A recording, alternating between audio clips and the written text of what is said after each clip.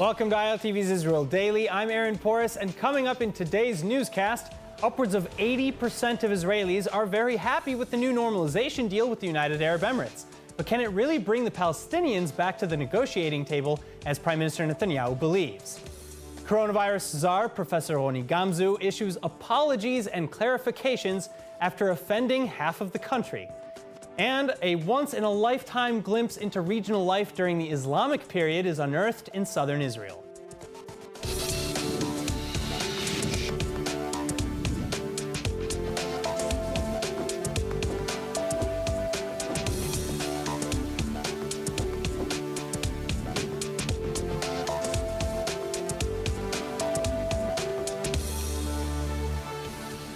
The Israeli Defense Forces have again reportedly shelled Hamas terror group positions in Gaza this morning, following yet another round of dozens of arson balloon attacks coming from the Strip. IDF tank fire hitting Hamas observation posts after at least 28 bushfires were sparked Sunday evening, making for the 6th consecutive day of attacks and retaliations, a marked increase in hostilities over previous weeks. The IDF also reports dozens of Palestinian rioters instigating clashes along the Gaza-Israel border, and this just an hour after IDF troops reported thwarting a terror attack in Bethlehem. Israeli troops firing on and hitting the Palestinian terror suspect after the suspect threw a Molotov cocktail towards the tomb of Rachel holy site. In the wake of last week's landmark announcement that Israel and the UAE are normalizing ties, the Arab world has been left divided. But Israeli Prime Minister Benjamin Netanyahu believes that it's just the first in a series of agreements to come, culminating with the Palestinians. במשך שנים האמינו רבים ששלום ישראלי-פלסטיני יקדם פיוס רחב יותר בין ישראל והעולם הערבי. ואולם בימים אלה אמרתי, אני חושב שהשלום יושג באופן הפוך. דווקא הרחבת הפיוס בין ישראל והעולם הערבי היא זו שעשויה לקדם שלום ישראלי-פלסטיני. והוספתי, על מנת להשיג שלום זה, עלינו לשאת עינינו לא רק לירושלים ולרמאללה, אלא גם לקהיר ולאמן, לאבו דאבי ולריאד ולמקומות אחרים. אני צופה שמדינות נוספות יצטרפו למעגל השלום איתנו. זהו מהפך היסטורי שמקדם את השלום גם עם העולם הערבי, ובסופו של דבר יקדם את השלום, שלום אמיתי, מפוקח, בטוח, גם עם הפלסטינים. Speaking Sunday evening, Prime Minister Benjamin Netanyahu is explaining how the Palestinian cause and demands no longer hold the rest of the Arab world's interests hostage. This as evidenced by the historic agreement brokered by Washington to normalize ties with the United Arab Emirates. The deal allowing for expanded cooperation in investments, trade, tourism, health, agriculture, environmental protection, and defense, among many other fields. The only caveat being that Israel has to freeze plans for West Bank annexations. Though nearly 80% of Israelis surveyed say they actually prefer ties to the UAE to annexations anyway. The Palestinian Authority, on the other hand, sees this deal very differently. PLO Secretary General Saeb Erekat over the weekend calling the agreement the killer of the two-state solution. The whole thing that we based our strategy on as Arabs is that the Arab Peace Initiative specified that once Israel withdraws, there will be peace between Arabs and Israelis. Netanyahu came determined with Kushner, Trump, Greenblatt, Friedman, to change the formula, that they want Arab recognition of Israel while continuing the occupation. And the United Arab Emirates yesterday stamped the green light for this. Palestinian Authority President Abbas, meanwhile, has recalled the PA ambassador to the UAE in protest, and he's blasted the agreement Sunday in a phone call with French President Emmanuel Macron. Then taking things a step further, Iran and its allies are going so far as to threaten the UAE and other Arab states that align with Israel. Kuwaiti officials in a more moderate tone saying they stand with the PA and will be last to normalize with the Jewish state. But as for the Gulf states that are considering following in the UAE's footsteps, the 6-member Gulf Cooperation Council is condemning Iran for its recent threats, demanding Iran adhere to the UN Charter and refrain from interfering in the domestic affairs of others. Now, one of the uglier sides of the Israel-UAE agreement is that Prime Minister Benjamin Netanyahu intentionally excluded Defense Minister and alternate Prime Minister Benny Gantz, as well as Foreign Minister Gabi Ashkenazi from negotiations. Apparently, this was in fear of leaks. So will this be another crack in the relationship between the two governing factions, or can the coalition survive another 3 years, as Netanyahu claims? Joining us to discuss is former Knesset member from the Yeshitiv party and senior manager of community outreach from Honest Reporting, Rabbi Dov Lipman. Rabbi, thanks for being with us. Good to be with you.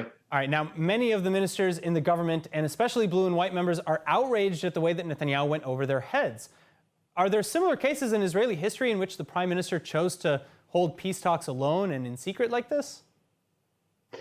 Netanyahu is known for not really joining others in on the important steps that he's taking. But specifically in this case, it's not a case where he had a defense minister from his party or a foreign minister from his party. This is where we have this unity government. And it's just another example of the fact that this government is really not made to last in any kind of a long way. We know that there's no doubt the alternate Prime Minister Benny Gantz and Foreign Minister Ashkenazi were probably shocked and stunned and hurt by the fact that they were kept out of this.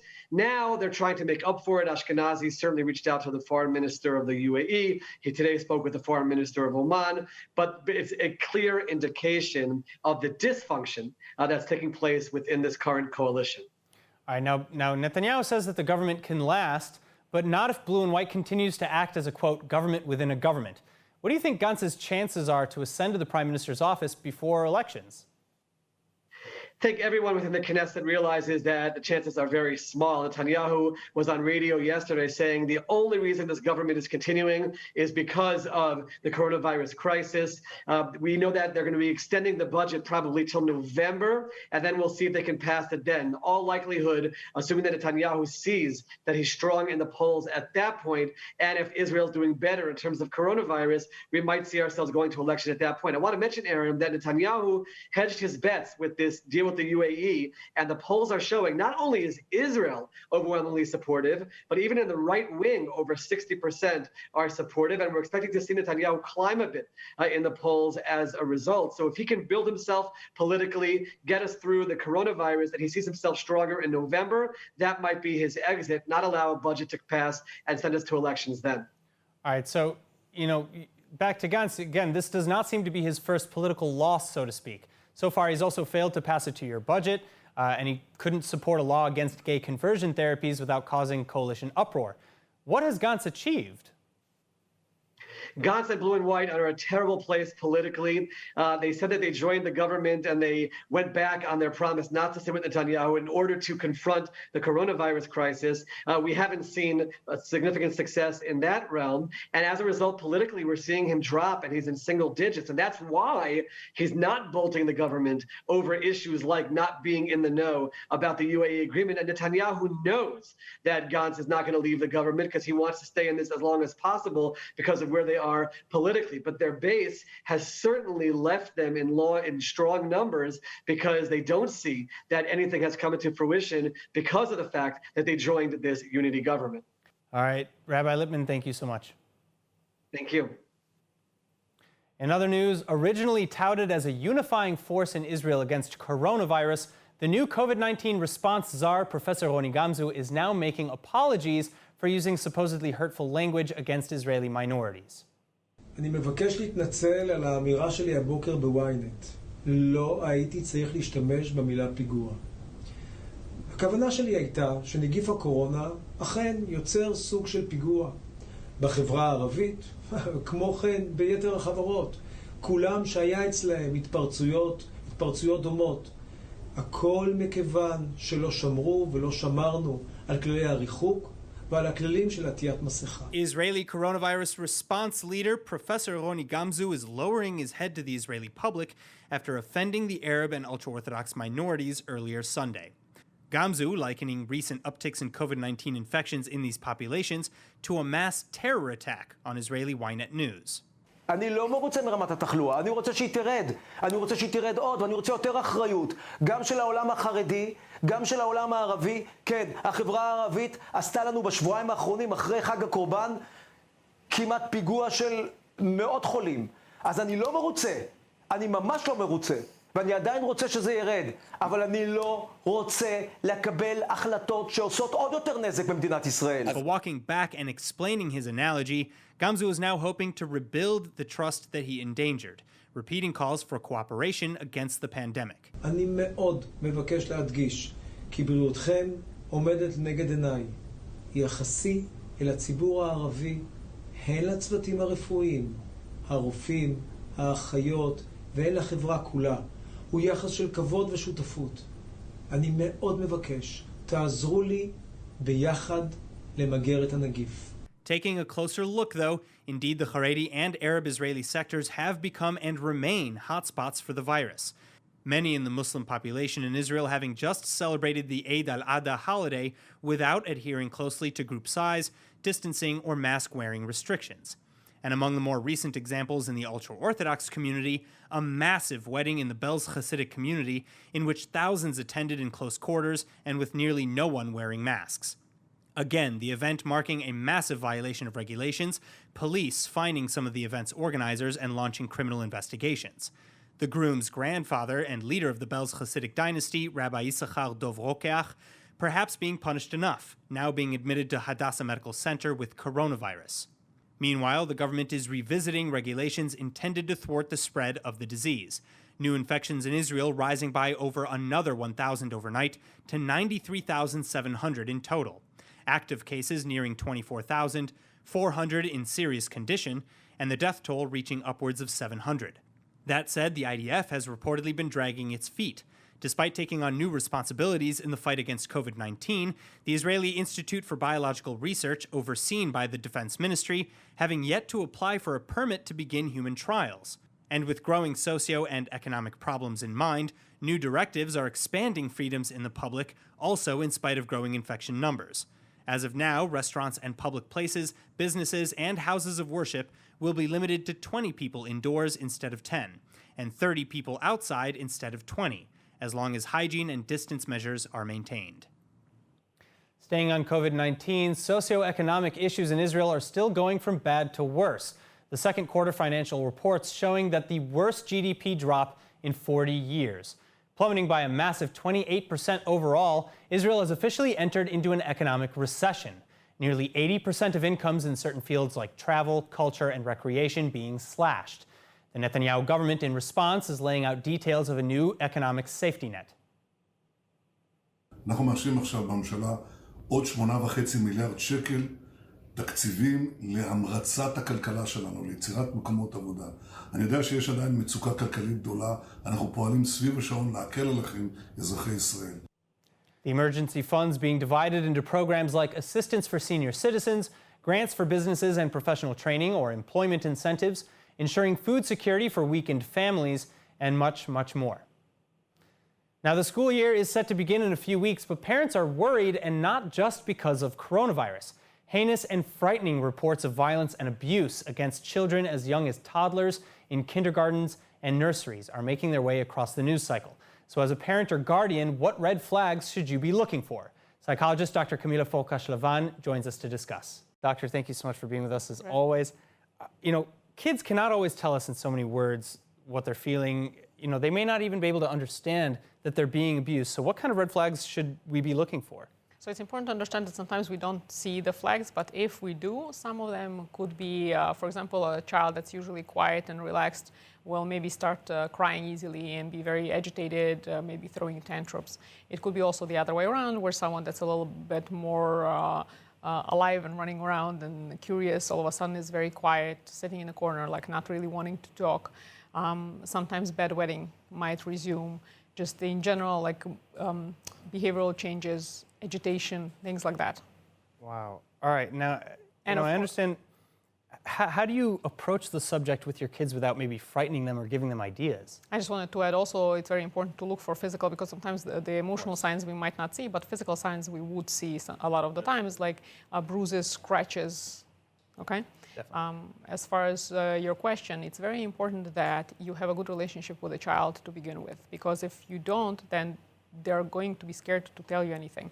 often you have to understand, like from the environment and from the eyes of the child, often the way these things are also done, they go together with text, meaning, you know, you did this and that's why I hate you, or you did that and that's, you know, go to the corner or whatever. So child starts internalizing this idea that he's at fault. So to come to you, sometimes he'll be scared, thinking that you will be on the side of the ganenet or kindergarten or teacher or someone else, that he will get more at home of the same treatment. So it's very important that he understands that you're on his side no matter what, and you will love him no matter what, and that he feels comfortable to come to you. So what are maybe some of the best ways to maybe educate your children to feel comfortable enough to come forward with these issues, you know, and not to hold them in or keep them to themselves? So again, it's very important. First of all, I want to just say that because it's a very important issue and sometimes really very traumatic. So if you do see that maybe there are some signs and you're not sure, do turn to somebody to find out, because sometimes we might, without training, of course, ask certain questions that might be leading questions or kind of confuse the child, and then it makes it more difficult to find out if something is happening or not and how to help. So that's one. A second thing is, which is again very important, that again I would like and hope that everyone has parenting classes, at least to some degree. Why? Because building a relationship with the child and having the child grow up in a way that he's a sufficient adult and doesn't just conform to authority just because is very important. So how do you go about this? Yes, there's this notion of how a child shouldn't talk back to you and should listen to everything you're saying because you're adult, because you said so, and so forth, and so on and so forth, which could lead to then outside them listening to everything that someone else is saying. So you want to basically have, you know, establish that you're giving orders or giving directions for a reason, and that, you know, to question is healthy as long as there's a good reason behind it. Exactly. All right, Camila, this is a very serious topic. Thank you so much for coming and talking about it. Turning back now to more positive discoveries, an ancient factory of sorts unearthed in the southern city of Rahat. Once again, an incredible discovery in Israel, teaching us more about the incredible peoples, cultures, and histories residing in this region for thousands of years. אנחנו נמצאים בבית עמידים מהתקופה האסלאמית מלפני 1200 שנה. המייחד את המבנה הזה, בית מלאכה לתעשיית סבון, הנדיר ביותר שנתגלה עד כה והקדום ביותר שנתגלה עד כה. חומר גלם של התעשייה היה שמן זית. תנאי המדבר הקשים, הרוח, האפר, וחייבו את ההיגיינה הגבוהה של הגוף. והמשפחה הזאת עשתה את כספה מאותה התעשייה. הם בעצם שיווקו את הסבון לכל האזור, השתמשו גם בעצמם, ותנאי ההיגיינה הגבוהים היו חשובים לאוכלוסייה כבר אז, ולא רק בימים המטורפים של היום. Now, the production of olive oil soap is mentioned in writings as early as the 10th century CE, and it's been a significant industry in the region practically ever since. The process taking upwards of 3 months from start to finish, nearly all the tools and facilities needed for soap production being found at this site in Rahat. But that's not all. After all, it's not like people just lived soap making all day, every day. אחרי שאנשים היו עובדים קשה כל היום בתעשיית הסבון, הם היו צריכים קצת להירגע, קצת לעשות כיף. אנחנו מצאנו פה משחק לוח עשוי מאבן, חרוט על אבן, שעדיין משחקים אותו עד היום, ואנחנו מכירים אותו עוד מימי האימפריה הרומית, ופעם ראשונה שאנחנו מוצאים כזה משחק מהתקופה האסלאמית הקדומה.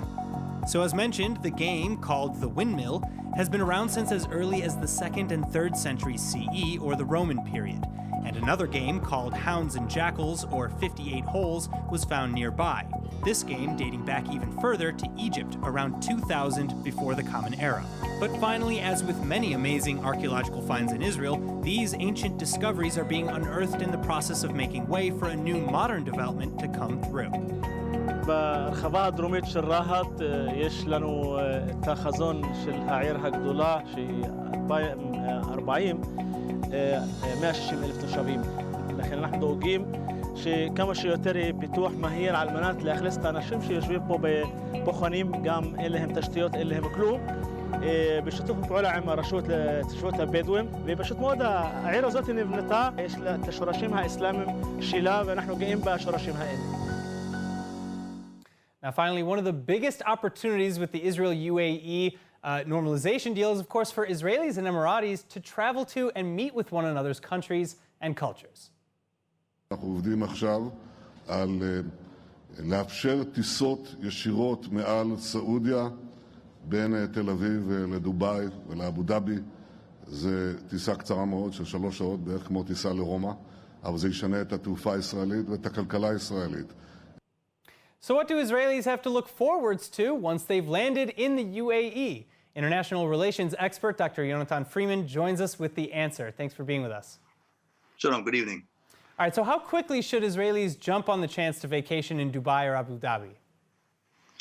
Well, I think we have to realize that those sitting in the UAE are really with open arms and are looking to meeting us, not just because they want to learn who Israelis are, but it's really more about what Israelis can give them and how we can assist them to get to the 21st century in all aspects of their life, whether it be agriculture, fighting the desert, water purification, different things that they need. So I think that one of the things that we'll be meeting them is not just about who we are, but what they need to become in order to really sustain themselves long-term wise. I see. And so has Israel already started addressing, tourism from the UAE, maybe if they would like to come here? Well, I think one of the things that we're looking at, and of course we have the corona issue, but in the future when it really is possible, we're looking to having a lot of exchanges with regards to businesses in the UAE. For instance, one of the things that we saw in the agreement that Donald Trump outlined is that they'll be investing a lot in medical industries, things that we're doing right now to try to find a vaccine for the coronavirus, to prepare for any sort of developments with regards to the medical aspects of this fight against the coronavirus. So I think one thing that we're seeing is that the UAE is trusting in giving a lot of importance to a relationship which will benefit not just Israelis, but also themselves. Wow. All right. So, what about, again, work and study in the Emirates? Will Israelis be able to integrate into academia and other industries in the UAE? Yes, I think one of the things that we've been seeing over the years in the UAE is that they're trying to really bolster their higher education, their universities, their colleges. And I think if we look at Israel, it's one of the places that we have the higher education that has a lot of patents, different inventions. So I think one thing that the UAE is really looking to do is one, maybe adopt the Israeli model that we have in terms of higher education. And number two, get some of our researchers, our professors to come to the UAE to teach there. You'd even have UAE students coming to Israel to study. And I think long-term wise, we'll be seeing study abroad in Jerusalem. Wow. All right. Now, I think my final question for you, one of the most interesting things that we've discovered recently is just that there's a really healthy Jewish community apparently in the UAE. How long have they been there, and what does their life look like? The main aspect of the Jewish life in the UAE has been really revolving around businessmen coming from Europe, other countries. In the last few years, they have kosher food. They have even received recently permission to import kosher meat from abroad. Much of the meat and different food comes from the United States and Europe. And I think part of the normalization that we're seeing now with Israel might lead to even food products coming into the UAE from Israel. So we already have a community there. There's kosher food there. There's even a Chabad operation there. Wow. And add to that the fact that Jewish people are able to walk around with a kippah, with a yarmulke, with no trouble whatsoever. So I think with this development, we're going to see even more Jewish places and communities open up and be less afraid to show themselves. Well, I can't wait to visit myself. Dr. Freeman, thank you so much. Thank you very much. Now let's take a look at the weather forecast. Tonight, you can expect another drop in temperatures to a comfortable low of 71 Fahrenheit or 22 degrees Celsius. Then tomorrow, staying hot, but not quite as hot as before, you can expect mostly clear skies and an average high of 92 degrees Fahrenheit or 33 Celsius. And now before we go, let's take a look at what's going viral in Israel.